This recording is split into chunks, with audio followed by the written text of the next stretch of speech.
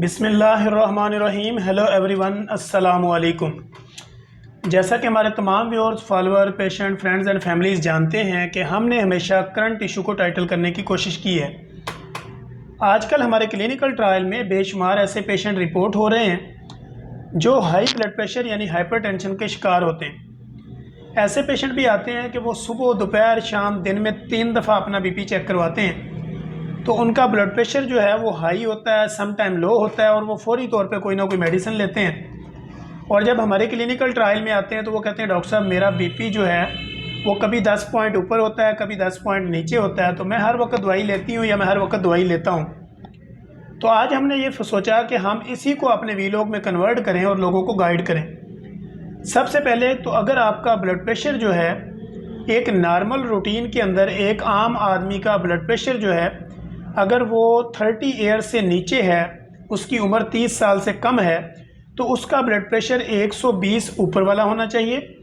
जिसको हम सिस्टोलिक कहते हैं। और नीचे वाला जो है वो उसका 70 to 90 के दरमियान होना चाहिए, जिसको हम डायासिस्टोलिक कहते हैं। यानी ऊपर वाला ब्लड प्रेशर 130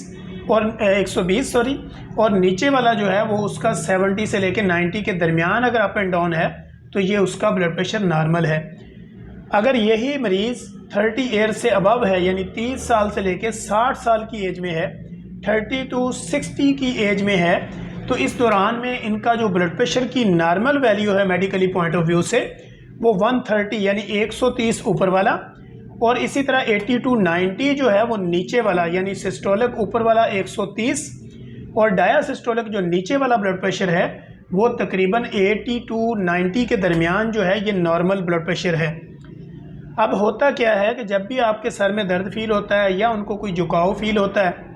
या कोई वो अपनी बॉडी में थकावट फील करते हैं या सुस्ती फील करते हैं, तो फौरी तौर पे घर में रखे हुए इलेक्ट्रिक जो उनके पास मीटर होते हैं, डिजिटल जो उनके पास ब्लड प्रेशर के स्पेग्नोमाइनोमीटर होते हैं, उसमें वो अपना ब्लड प्रेशर को मॉनिटर करते हैं। और ऐसी सूरत हाल में अगर कहीं पे 140 150 आ गया ऊपर और 100 आ गया नीचे, और इसी तरह पल्स रेट थोड़ा सा अप डाउन हो गया, तो वो फौरी तौर पे जो उनके पास ब्लड प्रेशर की कोई गोली पड़ी होती है, जो उनके घर में से कोई भी खा रहा होता है, वो आधी गोली उसकी खा लेते हैं। जबकि आपको पता है कि ब्लड प्रेशर जो है वो विद इन सेकंड चेंज होता है। अगर मेरा मूड नॉर्मल है तो ब्लड प्रेशर और होगा, अगर थोड़ा सा आप डिप्रेसिव मूड में हैं ब्लड प्रेशर और होगा, अगर आप लड़ाई के मूड में हैं ब्लड प्रेशर और होगा, अगर आप कोई ईजी फिल्म या ईजी ड्रामा या ईजी कोई सोशल मीडिया नेटवर्क यूज़ कर रहे हैं तो आपका ब्लड प्रेशर और होगा। अगर कोई डिप्रेशन मूडिंग वाले को मूड ऐसा आ गया, कोई मूव सीन ऐसा आ गया, तो आपका ब्लड प्रेशर बिल्कुल डिफरेंट होगा। तो इसलिए ब्लड प्रेशर को 24 आवर्स के अंदर मॉनिटर करना होता है। अगर मेरा ब्लड प्रेशर अभी जो है वो 140 ऊपर वाला आ जाए और 90 नीचे वाला आ जाए, तो मुझे फौरी तौर पर कोई एक्शन नहीं करना, बल्कि मुझे अपने आप को रिलैक्स करना है, थोड़ी सी वॉक करनी है, अपने खाने को यूटिलाइज होने देना है, अपनी नींद को पूरा करना है और अपनी बॉडी के अंदर पानी की मकदार को पूरा रखना है। अगर इसके अलावा मेरी बॉडी कैल्शियम डेफिशिएंट है या आयरन डेफिशिएंट है या और मिनरल्स डेफिशिएंसी है, तो मुझे उनको पूरा करना है। और फिर दोबारा 3 से 4 घंटे के बाद दोबारा मुझे अपने ब्लड प्रेशर को मॉनिटर करना है। ये वो लोग होंगे जो नॉर्मल हैं। अब वो मरीज़ जो ब्लड प्रेशर के मरीज़ हैं और उनको रेगुलर जो है वो कोई ना कोई मेडिकेशन की गई है या हमने लिख के दी हुई है, जब वो अपना ब्लड प्रेशर चेक करते हैं और उनका बीपी अगर नॉर्मल है या नॉर्मल नहीं है, अगर वो रेगुलर पेशेंट हैं तो उनको रेगुलर बेस पे अपनी दवाई खानी है और 24 घंटे के बाद अपनी दवाई को दोबारा रिपीट करना है। ये नहीं कि अगर आपने अभी दवाई खाई है और 2 से 3 घंटे के बाद आपने अपने ब्लड प्रेशर को मॉनिटर किया और अगर आपको लगा कि 5-10 पॉइंट ऊपर नीचे है और आपने दोबारा एक डोज ले ली, तो इससे क्या होता है कि आपका ब्लड प्रेशर बिल्कुल भी लो हो सकता है और ऐसी सूरत हाल में भी आपका दिमाग मफलूज हो जाएगा, आपको फालज हो सकता है और इस तरह आपके पट्ठों के ऊपर भी उसके असरात हो सकते हैं। अगर आपके हाई ब्लड प्रेशर के मरीज़ हैं जो कि रेगुलर हमारे क्लिनिकल ट्रायल में आते हैं, तो उनको जब हमने कोई मेडिकेशन की होती है तो वो कहते हैं मैं कभी कभी दवाई खा लेती हूँ या मैं कभी कभी दवाई खा लेता हूँ, रेगुलर नहीं खाता क्योंकि किसी ने कहा है कि दवाई लग जाएगी। अब उससे क्या होता है कि जब आप रेगुलर नहीं खाते, एक दिन आपका ब्लड प्रेशर नॉर्मल है, आपको नहीं पता कि वो मेडिसिन के असरात से नॉर्मल है,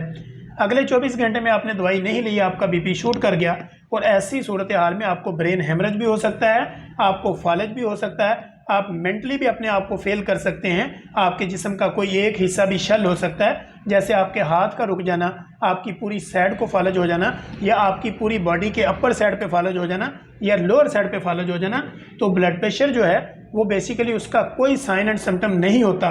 उसकी कोई अलामतें नहीं होती। ये एक साइलेंट किलर है, यानी खामोशी से जब मर्जी ब्लड प्रेशर का फ्लो बढ़ेगा, आपके किडनी इफेक्ट होंगे और इस तरह आपकी बॉडी किसी भी तरह से पैरालाइज हो सकती है। तो अपने आप को इन सारी सूरत हाल से बचाने के लिए आपने अपने ब्लड प्रेशर को नॉर्मल करने के लिए पानी का इस्तेमाल करना है, अपनी बॉडी के अंदर मिनरल्स और कैल्शियम और आयरन डेफिशिएंसी को ख़त्म करना है, फिज़िकल मूवमेंट को बढ़ाना है, फाइबर का इंटेक जो है वो 30 ग्राम पर डे के हिसाब से लेना है, और इसी तरह आपने फ्रूट और वेजिटेबल का इस्तेमाल करना है। ऑयली चीज़ें, चिकनाई वाली चीज़ें, बेकरी आइटम, कोलेस्ट्रॉल और बहुत ज़्यादा थिकनेस वाली चीज़ें जो है इनको आपने अवॉइड करना है, तो आप अपनी नॉर्मल लाइफ को एंजॉय कर सकेंगे।